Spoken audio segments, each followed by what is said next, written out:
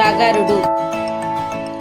పూర్వము సగరుడనే రాజు అయోధ్యానగరమును పరిపాలించేవాడు. అతడు ధర్మాత్ముడు, సంతానము లేనివాడు.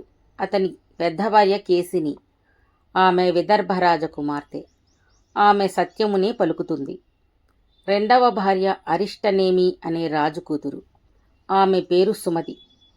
సుమతి సోదరుడు సుపర్ణుడు. సగరుడు సంతానము కొరకు భార్యలిద్దరితో కలిసి హిమవత్ పర్వత సమీపమున గల ప్రసవన పర్వతముపై తపస్సు చేశాడు. 100 సంవత్సరముల తరువాత సత్యవంతులతో శ్రేష్ఠుడైన భృగు మహర్షి సగరుని తపస్సుకు మెచ్చి, నీకు చాలామంది పుత్రులు కలిగెదరు, లోకములో గొప్ప కీర్తిని పొందెదవు అని. నాయనా, ఒక భార్య వంశమును నిలుపు ఒక కుమారునికి జన్మనిస్తుంది, మరి ఒక భార్య 60,000 మంది పుత్రులను కనగలదు అని చెప్పాను. అప్పుడు మహారాజు భార్యలిద్దరూ ఎంతో సంతోషించి, మాలో ఎవరికి ఒక్కరే పుత్రుడు, ఎవరికి బహుపుత్రులు తెలుపమని కోరారు. ధార్మికుడైన భృగు మహర్షి, మీలో ఎవరికి ఒక్కడే కావలెనో, ఎవరికి బలవంతులు, కీర్తిమంతులు, గొప్ప ఉత్సాహవంతులు అయిన పుత్రులు కావాలేనో చెప్పమని ప్రశ్నించాడు. భృగువు మాటలు విని కేసిని వంశకరుడైన పుత్రుడు కావలెను అని కోరింది. సుపర్ణుని సోదరి సుమతి 60,000 పుత్రులను, మహా ఉత్సాహం కలిగిన కీర్తిమంతులైన వారిని కోరింది. రాజు మహర్షికి నమస్కరించి ప్రదక్షిణము చేసి భార్యలతో తన పట్టణమునకు వెళ్ళాడు. అలా కొంతకాలం గడిచిన పిదప మహారాజు పెద్ద భార్య కుమారుని కన్నది. అతని పేరు అసమంజుడు. రెండవ భార్య సుమతి పిల్లలతో కూడిన ఆనపకాయ, సొరకాయ ప్రసవించినది. ఆ కాయను పగలగొట్టగా 60,000 మంది పుత్రులు బయటికి వచ్చారు. దాదులు నేతితో కూడిన కుండలలో ఆ శిశువులను పెంచారు. కొంతకాలానికి అందరూ యువకులైనారు. సగరుని పెద్ద కొడుకు అసమంజుడు నగరములోని చిన్న పిల్లలను పట్టుకుని వాళ్లను సరయూ నదిలో నీటిలోనికి విసిరివేసి, వాళ్ళు మునకల వేసి కొట్టుకుంటూ ఉంటే నవ్వుతూ ఉండేవాడు. ఈ విధంగా పాపపు ప్రవర్తన కలిగిన అతడిని తండ్రి పట్టణము నుండి వెడలగొట్టాడు. అసమంజుని కుమారుడు అంశుమంతుడు, పరాక్రమశాలి. అతన్ని ప్రజలందరూ ఇష్టపడేవారు. అందరితోనూ ప్రియముగా మాట్లాడేవాడు. చాలా కాలం గడిచిన పిమ్మట సగర చక్రవర్తికి యజ్ఞము చేయవలెను అనే కోరిక కలిగినది. రాజు ఉపాధ్యాయ గణముతో కూడిన యజ్ఞమును చేయుటకు మొదలుపెట్టెను. హిమవత్ పర్వతమునకు వింధ్య పర్వతమునకు మధ్య గల విశాల భూభాగమందు యజ్ఞము జరిగినది. ఆ ప్రదేశము యజ్ఞము చేయుటకు ఉత్తమమైనది అని సగరుని అభిప్రాయం. సగరుని అభిప్రాయం ప్రకారం మనవడు అశుమంతుడు యజ్ఞ అశ్వాలను రక్షించుతూ దానిని అనుసరించి వెళుతూ ఉండగా దేవేంద్రుడు రాక్షస రూపం ధరించి యజ్ఞాశ్వములను కళ్ళు మూసి తెరిచోలోగా దొంగలించాడు. వెంటనే యజ్ఞము చేస్తున్న ఉపాధ్యాయగణము సగరునితో, యజ్ఞాశ్వము దొంగలించబడినచో దోషము కలుగును, కావున దొంగను చంపి గుర్రమును తీసుకుని రమ్మని, లేనిచో అందరికీ అశుభము సంభవిస్తుంది కనుక దోషము లేకుండా చేయమని తెలిపిరి.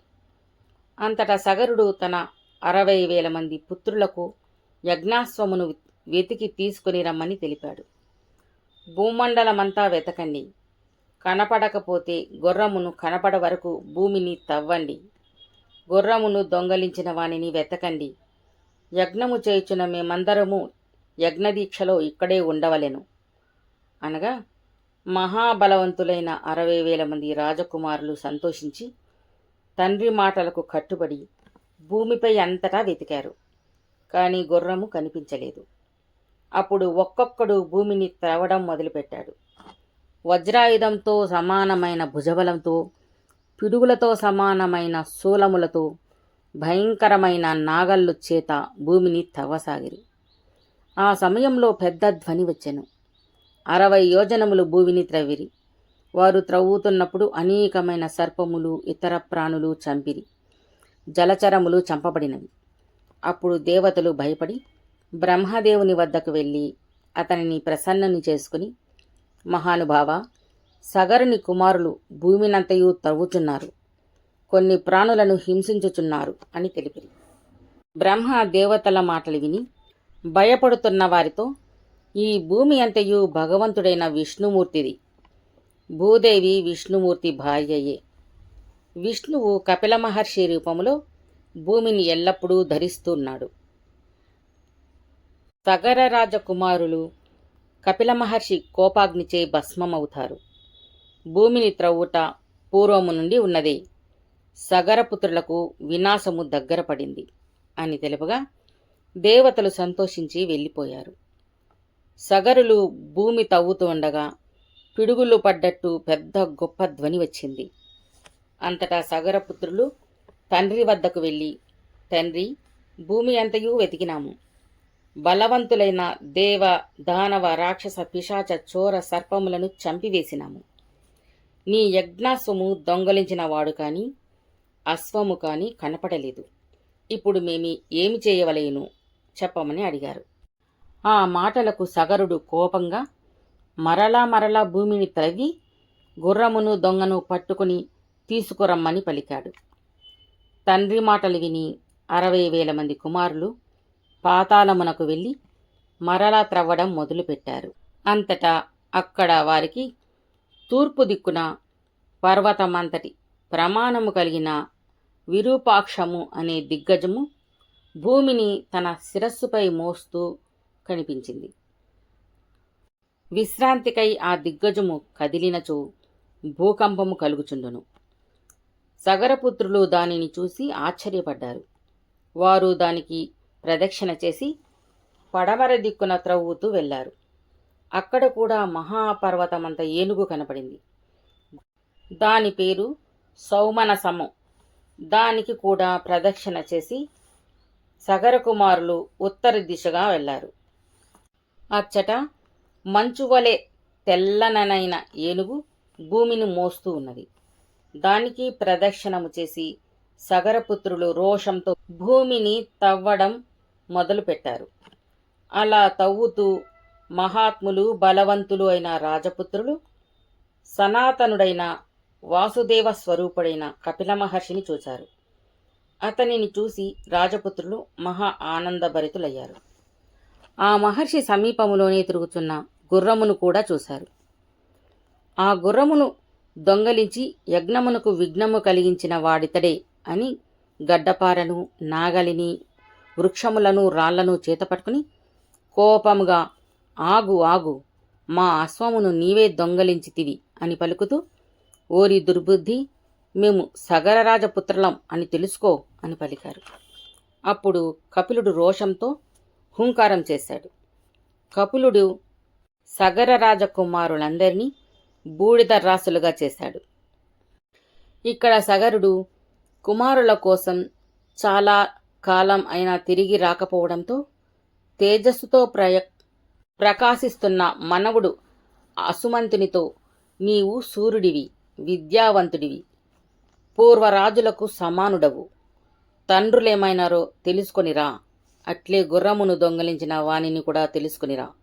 భూమి లోపల పరాక్రమంతో కూడిన గొప్ప గొప్ప ప్రాణులుంటాయి. వాటిని ఎదిరించుటకు కత్తిని, ధనుస్సును కూడా తీసుకుని వెళ్ళు. కార్యము సాధించుకునిరా, నా యజ్ఞము పూర్తి చేయమని చెప్పాడు. సగరుని మాటలు విని అంశుమంతుడు ఖడ్గము, ధనస్సు, ఖడ్గము తీసుకుని తన పినతండ్రులు తవ్విన మార్గములో భూమి లోపలకు వెళ్ళాడు. అలా వెళుతూ కనిపించిన దిగ్గజములను ప్రదక్షిణము చేసి నమస్కారము చేయుచు తన తండ్రులను గురించి, అశ్వమును గురించి, అపహరించిన వాణిని గురించి అడిగాడు. దిగ్గజములన్నీ, ఓ అశుమంత, నీవు గుర్రముతో త్వరగా వెళ్ళగలవు అని పలికినవి. తరువాత తండ్రులు బూడిద రాసులైన చోటికి వెళ్ళాడు. ఆ బూడిద రాసులను చూసి అంశుమంతుడు చాలా బాధతో దుఃఖించాడు. అక్కడ తిరుగుతున్న గుర్రమును చూశాడు. మరణించిన వారికి తర్పణము చేయవలనని తలిచాడు. కాని అచ్చట సరస్సు లేదు. అన్ని దిక్కులకు చూశాడు. అప్పుడు తండ్రులకు మేనమామ అయిన గరుత్మంతుడు కనిపించాడు. మహాబలశాలి అయిన గరుత్మంతుడు, నాయనా ఏడవకు, మహాత్ముడు కపిలుడు వీరిని కాల్చివేశాడు. ఇది సమంజసమే. వీరికి సాధారణమైన నీటితో తర్పణము చేయవద్దు. హిమవంతుని పెద్ద కూతురైన గంగానదితో తర్పణము చేయవలెను. లోకపావని అయిన గంగానది బూడిద అయిన వీరందరినీ తడపగలదు. నీ గుర్రము తీసుకుని వెళ్ళు, మీ తాత యజ్ఞము పూర్తి చేయుము అని పలికాడు. అంతటా అశుమంతుడు గుర్రమును వెంటబెట్టుకుని త్వరగా వెళ్ళి సగరమహారాజుకు జరిగిన విషయమంతా తెలియజేశాడు. మరియు గరుత్మంతుని మాటలను కూడా అశుమంతుడు తెలియజేశాడు. సగరుడు ఘోరమైన పుత్రుల మరణవార్త విని చాలా విచారించాడు. యజ్ఞమును శాస్త్రోక్తముగా పూర్తి చేశాడు. తరువాత పట్టణములో ప్రవేశించాడు. గంగానదిని తెచ్చు మార్గము తెలియక సగర చక్రవర్తి 30,000 సంవత్సరములు రాజ్యపాలన చేసి స్వర్గస్థుడయ్యాడు. సగరుడు చనిపోయిన తరువాత మంత్రులు ప్రజలు అశుమంతుడిని రాజును చేశారు. అశుమంతుడికి మహాత్ముడైన దిలీపుడు కుమారుడుగా జన్మించాడు. దిలీపునికి రాజ్యం అప్పగించి అశుమంతుడు హిమవత్ పర్వతము యొక్క అందమైన శిఖరముపై 32,000 సంవత్సరములు తీవ్రమైన తపస్సు చేసి స్వర్గమును పొందాడు. మహా తేజస్శాలి దిలీపుడు తాతల మరణవార్త విని చాలా బాధపడి గంగానదిని తేవడం ఎలా, తాతలకు తర్పణం ఇవ్వడం ఎలా అని బాధపడుతూ ఉండేవాడు. అంతటా దిలీపునికి భగీరథుడు అనే పుత్రుడు కలిగాడు. దిలీపుడు అనేక యజ్ఞములు చేశాడు. 30,000 సంవత్సరములు రాజ్యపాలన చేసి గంగానదిని తేలేకపోయినందుకు దిలీపుడు వ్యాధితో కాలధర్మం చెంది స్వర్గస్థుడయ్యాడు. భగీరథుడు పట్టాభిషిక్తుడై రాజర్షిగా పేరు పొందాడు. అతనికి సంతానము కలగలేదు. భగీరథుడు మంత్రులకు రాజ్యం అప్పచెప్పి గంగానదిని భూమిపైకి తీసుకురావడానికి గోకర్ణం అనే క్షేత్రం ముందు దీర్ఘకాలం తపస్సు చేశాడు. కొన్నాళ్ళు చేతులు పైకెత్తి మరికొన్నాళ్ళు పంచాగ్ని మధ్యలో నెలకొకసారి ఆహారం తీసుకుంటూ జితేంద్రియుడై తపస్సు చేశాడు. అలా తపస్సు చేస్తూ 1000 సంవత్సరములు గడిచాయి. బ్రహ్మదేవుడు సంతోషించి దేవతలందరినీ తోడ్కొని వచ్చి తపస్సు చేస్తున్న భగీరథునితో, మహారాజా, నేను సంతోషించి తిని వరము కోరుకో అనెను. భగీరథుడు బ్రహ్మదేవుని సమీపించి చేతులు జోడించి, దేవా, నీకు నాపై గల అనుగ్రహమున్నచో సగరపుత్రులందరికీ నా వలన గంగా తర్పణము చేయడం సాధ్యమగుగాక. వారి బూడిద గంగాజలముతో తడపబడి వారందరూ స్వర్గమునకు వెళ్ళవలెను. మరియు మా వంశము నశించకుండా నాకు సంతానము కలగవలెను అని ప్రార్థించాడు. అప్పుడు బ్రహ్మదేవుడు, ఓ భగీరథ, ఇది పెద్ద కోరిక. హిమవంతుని పెద్ద కుమార్తె గంగను ధరించుటకు శివుని ఒప్పించుము. భూమి ఆకాశము నుండి పడే గంగను భరించలేదు. గంగను శివుడు తప్ప ఎవరూ ధరించలేరు అని పలికి గంగాదేవికి కూడా ఈ విషయం తెలిపాడు. బ్రహ్మదేవుడు దేవతలందరితో కలిసి వెళ్ళిపోయారు. బ్రహ్మ వెళ్ళిన పిదప భగీరథుడు కాలి బొటనవేలుపై నిలిచి సంవత్సర కాలం తపస్సు చేశాడు. శివుడు ప్రత్యక్షమై, రాజోత్తమా, నీ తపస్సుకు సంతోషించాను, నీకు ఇష్టమైన పని చేస్తాను అని పలికాడు. తరువాత గంగ అతి పెద్ద రూపమును ధరించి సహింపరాని వేగంతో మంగళప్రదమైన శివుని శిరస్సుపై ఆకాశము నుండి పడినది. గంగ మహావేగముతో ప్రవహించి శివుడిని కూడా పాతాళానికి తీసుకువెళతా అని అహంకారంతో ఉండేది. ఈ విషయం తెలిసిన శివుడు గంగను కనబడకుండా జటామండలమందు బంధించాడు.